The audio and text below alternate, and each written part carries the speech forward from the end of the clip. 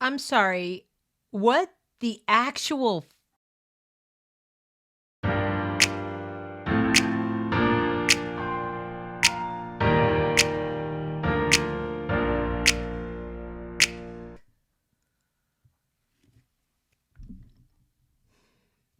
I okay.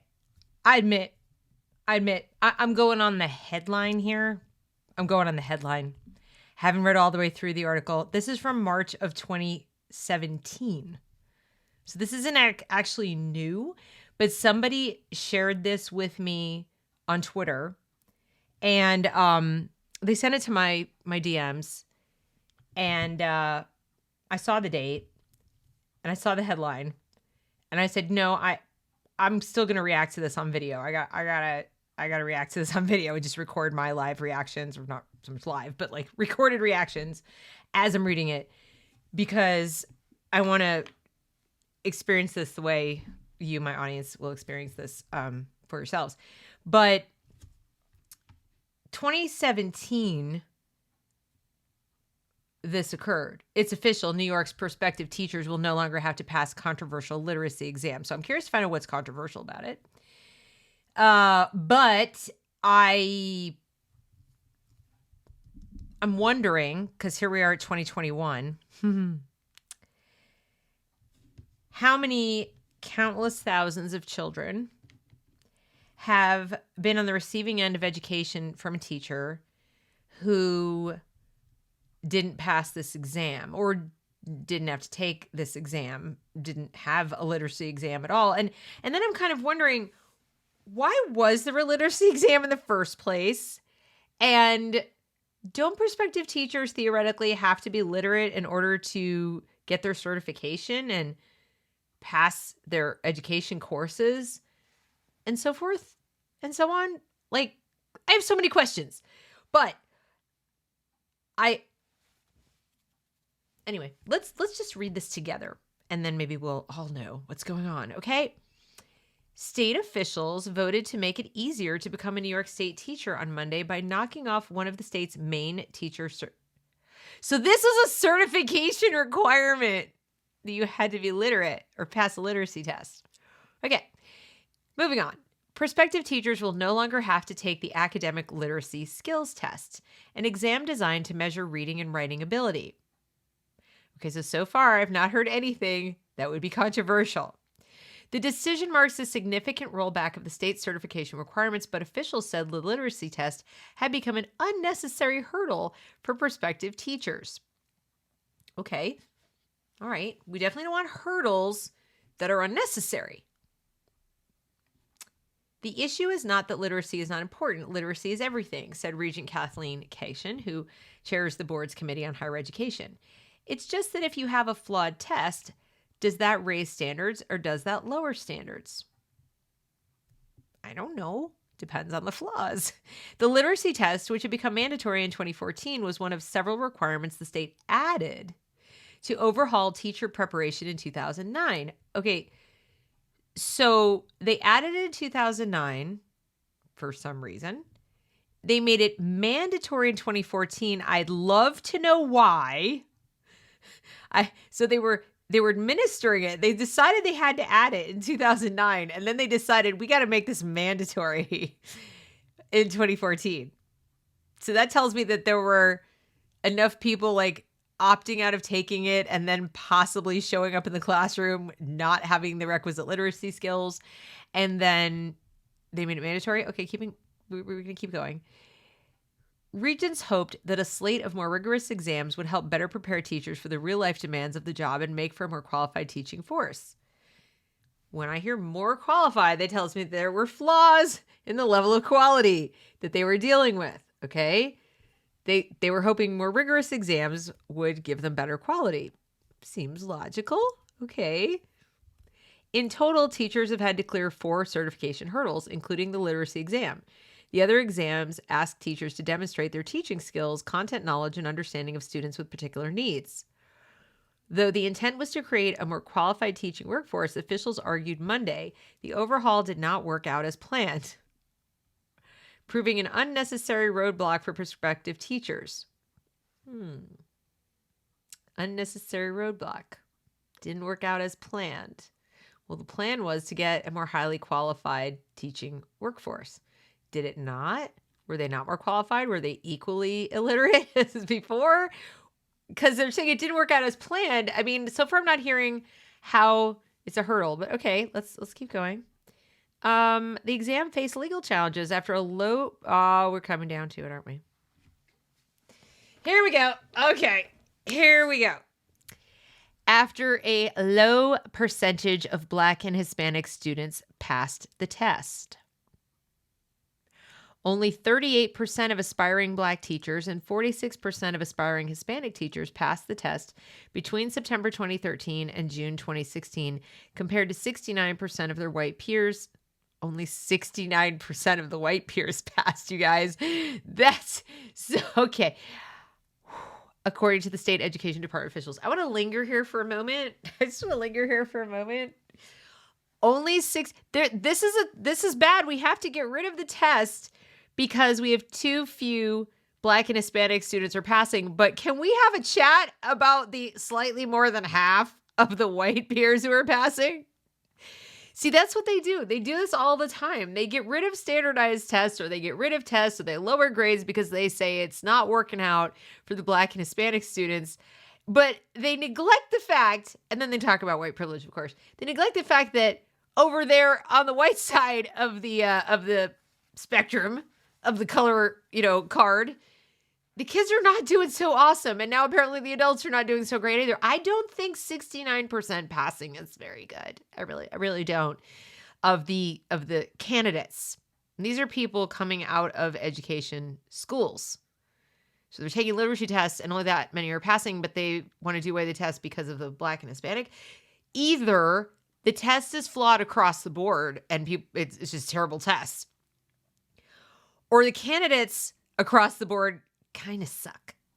And what you're witnessing is a percentage representative of the populations of each of those demographics who are passing. And given that most of them come out of public schools, I'm not that surprised because the proficiency rates of their students are down to, let's see, we have about 35% proficient graduating public schools in America, just so you know. State officials and the State Teachers Union also argued that the test was unnecessary since teachers already need to pass several other certification exams. Yes, but do they involve a lot of reading? You see, the thing about literacy and literacy tests and so forth is there are tests you have to pass to get a certification. We might have to read a short question or something like that. And then there's reading comprehension and analysis, and there's different components to literacy, not just I can decode words and answer a simple question. So I'd need to know a lot more about that to find out how that's equivalent, okay? Because that's not necessarily equivalent. In lieu of using the ALST, the new measure approved by the regents would modify a different certification exam to include additional assessment of reading and writing skills. Okay, that sounds okay, maybe, possibly. Chancellor Betty Rosa, who's still the chancellor, by the way, gave a particularly strong defense of the changes, arguing that some of those who've been critical of this move have no clue and that dropping the test does not represent a lowering of standards. Okay, I'm willing to have my mind changed. The theme song has been, "Oh, you're lowering the standards," Rosa said. No, ladies and gentlemen, except, I've seen some video coming out of schools in New York, and it's pretty bad. But okay, let's continue. But critics disagree. They worry it will help less qualified teachers enter the classroom. While New York's teacher shortage and the need to recruit and retain quality teaching candidates must be a priority, watering down literacy standards is the wrong way to solve the problem, said a statement issued by High Achievement New York, a group that supports rigorous standards. If the academic literacy skills test is flawed, work to improve it. See, that would have been my answer. And ensure it is fair to every prospective teacher who takes it, but don't end it.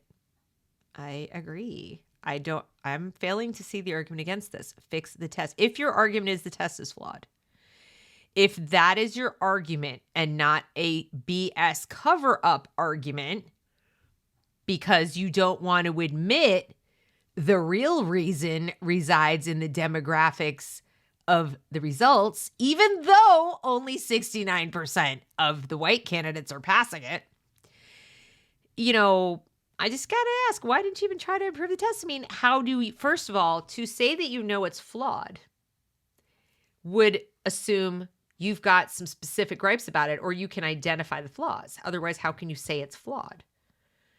Looking at the results of a test or how many people are passing it versus failing it doesn't tell you the test is flawed. That wouldn't be my go-to. My go-to would be the students. Like, what? Why aren't you passing it? And then I might go back and look at the test. I probably would, especially if those students were otherwise doing really, really well in other ways that demonstrated rigor. So if they were reading difficult books and writing papers and, in their courses in college or graduate school that required a lot of reading and writing, and then somehow they sat down for this test and they were failing. Because remember, this is a failure. They're failing it. They're not just getting low scores. They're failing it. So if you say the test is flawed, I presume you have ideas about what those flaws look like.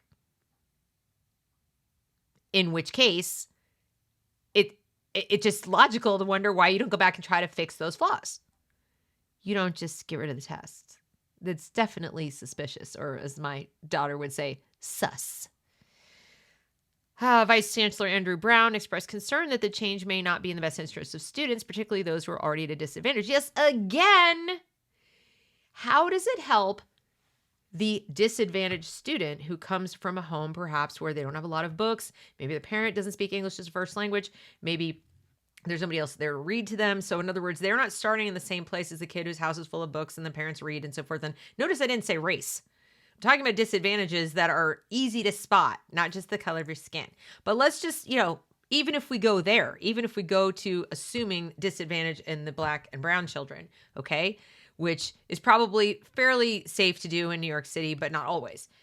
How does it help that student who absolutely needs the best teacher? I mean, those kids for whom literacy is essential for everyone, okay?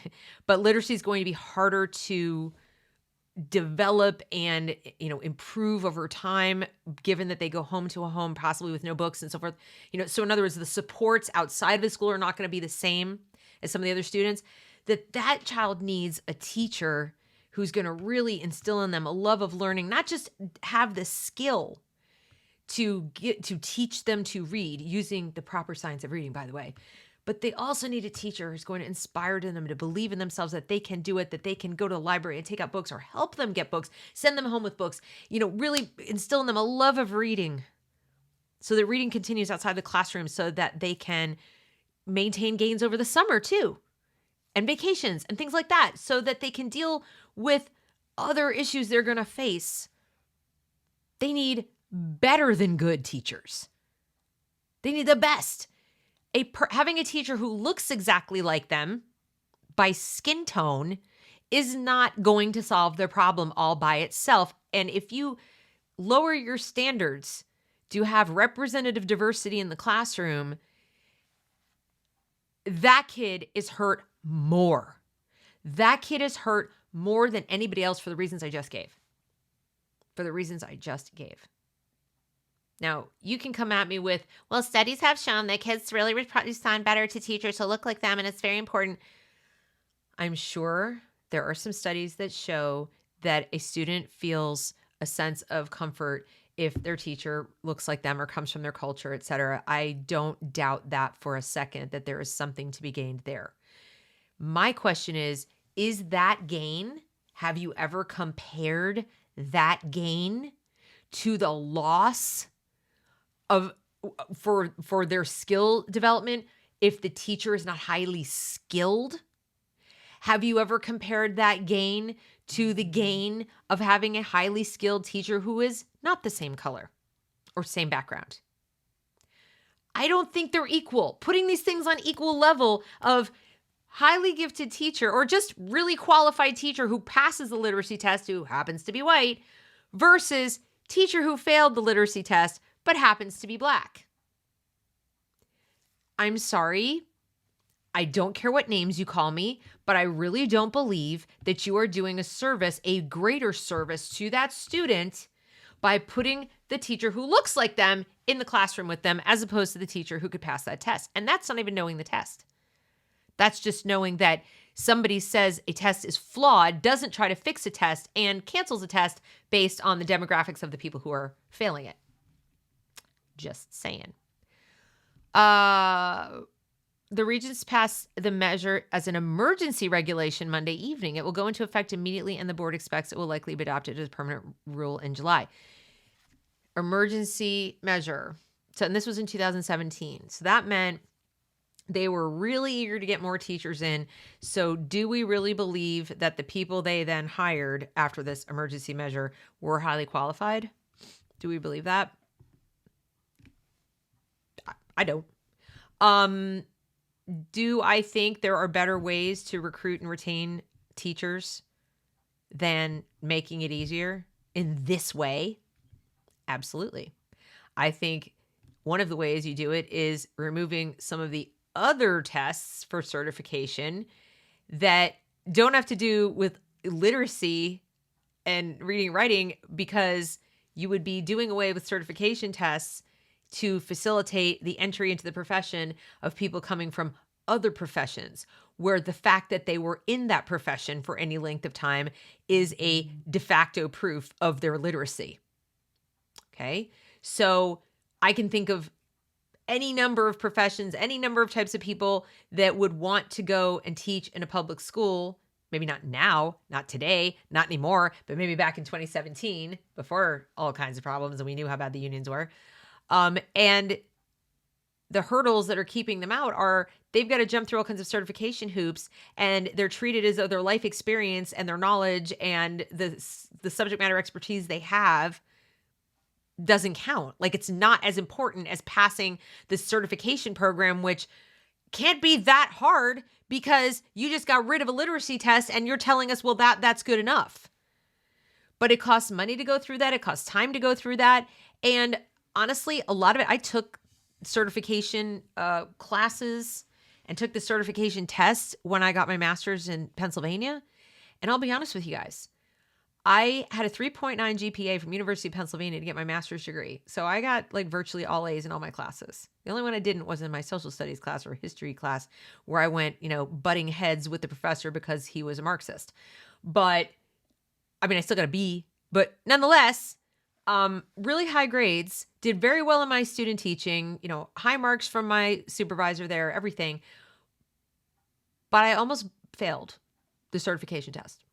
The one that was all about all kinds of like public school special standards and all these little like ins and outs of paperwork and all this junk. I mean, I had student taught in a public school and I was shown the ropes and everything, but they told us in our program at Penn that they weren't going to spend time like teaching us the certification stuff. They offered us like a prep class and we could read the books and everything, but they kind of left us up to our own devices to pass the certification test. And I read through the stuff, and honestly, it was dry as a bone, and it was a lot of procedural crap and a lot of like memorization of things that I didn't imagine I was ever going to need to do, or if I did, it was the kind of thing where I'm a smart enough person, I can go look in the manual and I can figure it out at the time. What to do in the event of this issue, how to write a report for that, blah, blah, blah, blah, blah. I mean, again, if I could do that well in graduate school, I felt like this is just bureaucratic, busy work. And I don't think, even if I passed that test, in other words, if I crammed and studied every last little thing and I went almost like a driving test, like could any of you right now pass the written part of the driving test?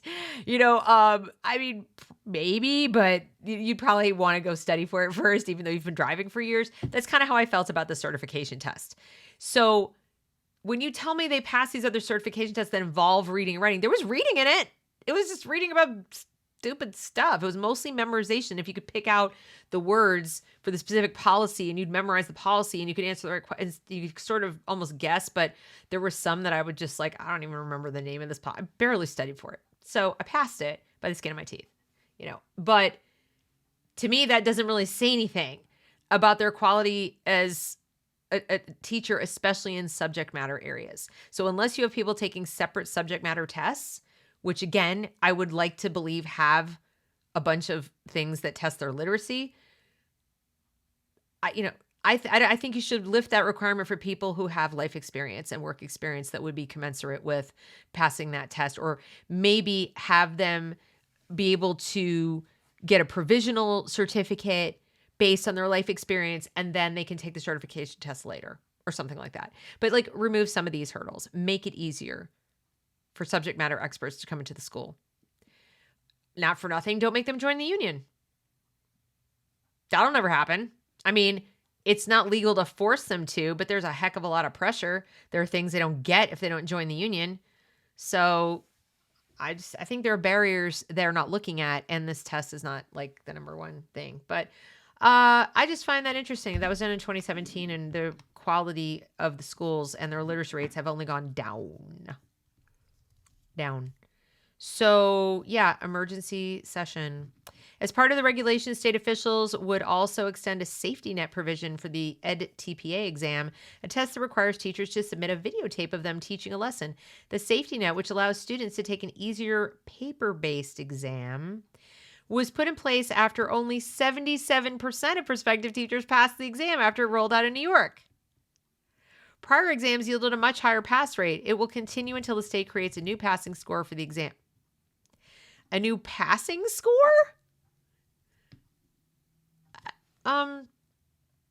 Okay.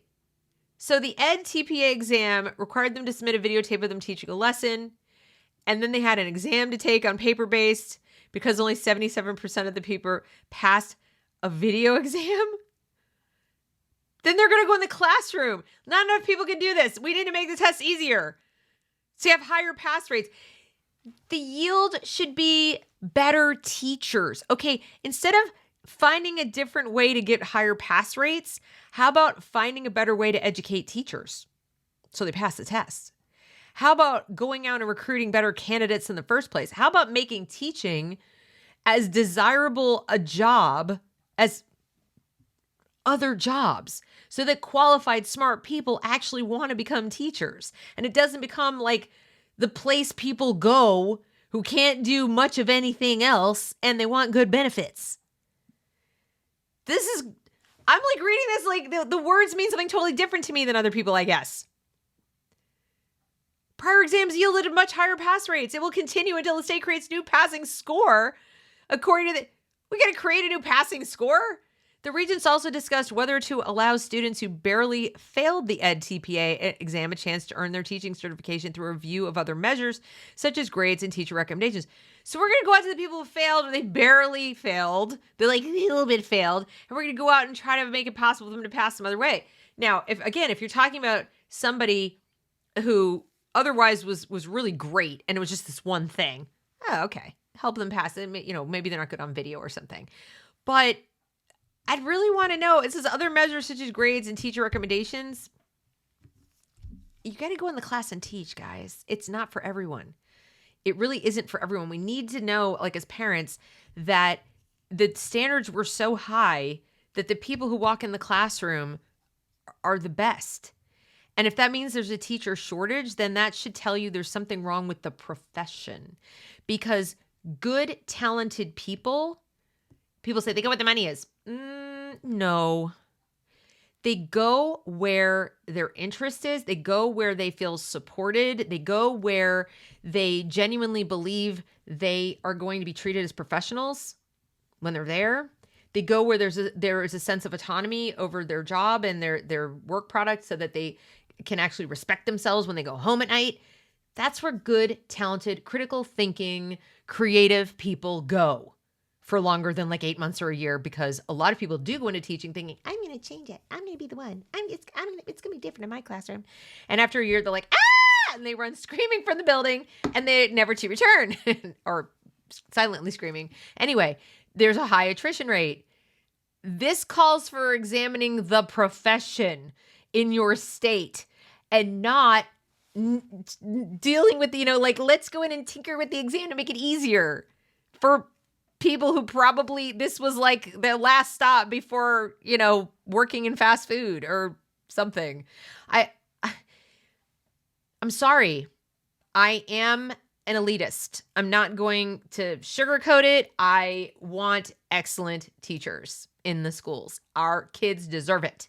And I believe there are people out there who would be excellent teachers. I know for a fact there are excellent teachers who've left the profession because they were fed up.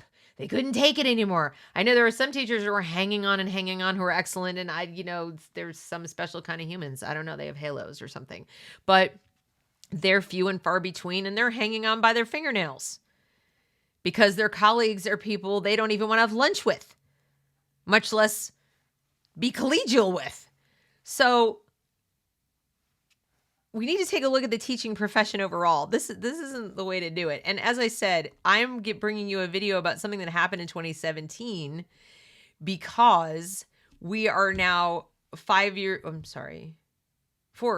years on from that. And that means like an entire graduating high school class might have been subjected to lower standard teachers. You might have had, a whole middle school set of grades. You might have had there are kids who might have gone through a whole segment of their education from then to now with subpar teachers. And the teaching quality wasn't super awesome before that because remember, as I read, they created the test in 2009 and made it mandatory in 2014 for reasons we have not been, made aware of, like in this article. So, I'm just saying, I'll put the link to this. If you guys want to go click around the links and learn some more about it, go for it. But I think I've made my point, which is that there seems to be a trend in the teaching profession that didn't begin this year to lowering standards for diversity, equity, inclusion, or just diversity.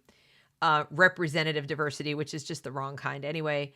And it's being passed off as, we have a teacher shortage. No one's looking at why you have a teacher shortage. And remember, these are people who went through these schools and then they went up to college and then they at every stage, education is failing. Failing. This is a crisis. This is a freaking crisis, you guys. And I would classify it as a national security crisis. That we, the supposedly richest nation on earth, that spends an enormous amount of money per capita and per pupil on education, and we are not even close to getting the job done. We are using education to do too damn many things, and now we've added another that kindergarten students are going to rid the world of racism. I mean, that's how ridiculous it is. That's what we've come down to, is we're using elementary school kids now to be junior activists. Is that really the job of education? To overhaul the country? Or is the job of education to overhaul the individual people within the country so they can grow up and do good things in the country? I don't mean overhaul. I mean just give them the tools. Give them the tools with which to do it. Have we forgotten how things get built? How countries get developed? Have we forgotten how we got here? I don't mean here, maybe 30 years ago. The last time we had high literacy rates, when was that? I don't know, maybe the early 80s. So, thanks for watching. I've got to go to bed now because I hope I can sleep. Anyway, thanks for watching. If you like this content, please share, subscribe, and join me on Locals for more of this sort of thing. Have a great evening.